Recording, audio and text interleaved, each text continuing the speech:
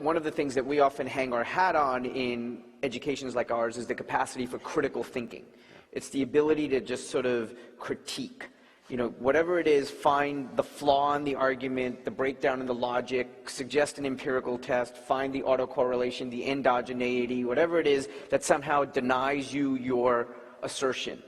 And he quotes, this book was written in 1993, a undergraduate oration at a college, a selective institution, like ours. It was ours.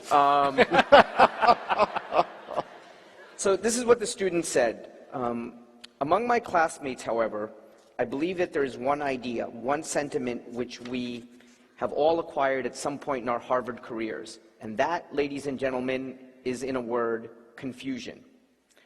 The graduate student orator the same year said, quote, "They tell us that it is heresy to suggest the superiority of some value, fantasy to believe in moral argument, slavery to submit to a judgment sounder than your own.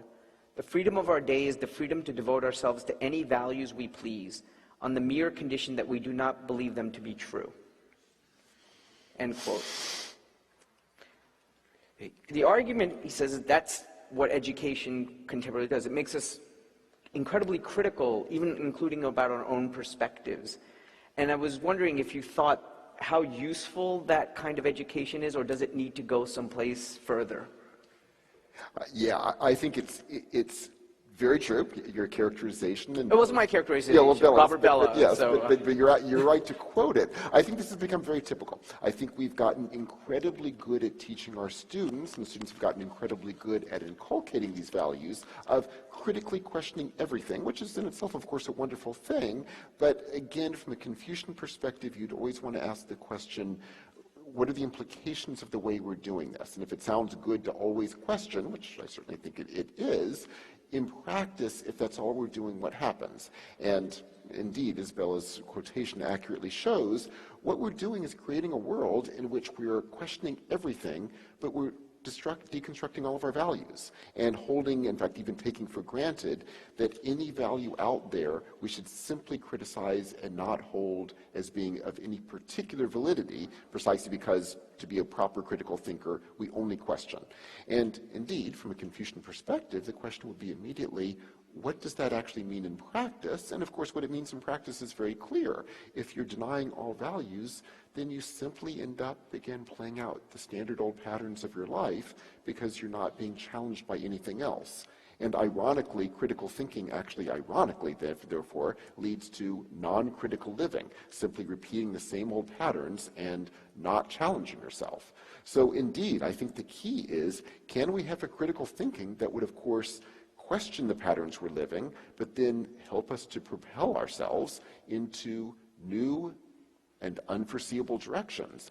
And that, I think, is precisely the goal of education, and I'm sad to say I think it's a goal of education that we are not fully living up to.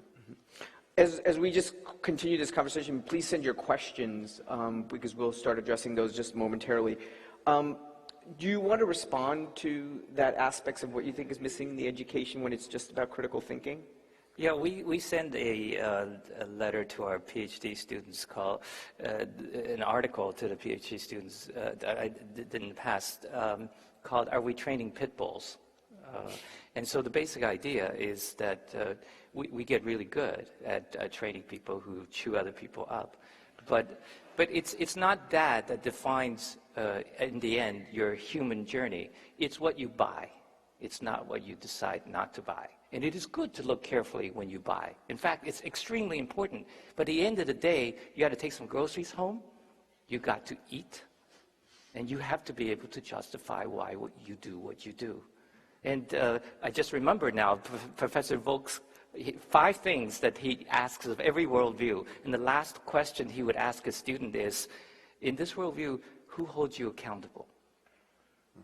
I think that we can talk in the abstract about a lot of things, but at the end of the day, how are you living? Does it conform to your worldview, and who holds you accountable? Those are reasonable questions.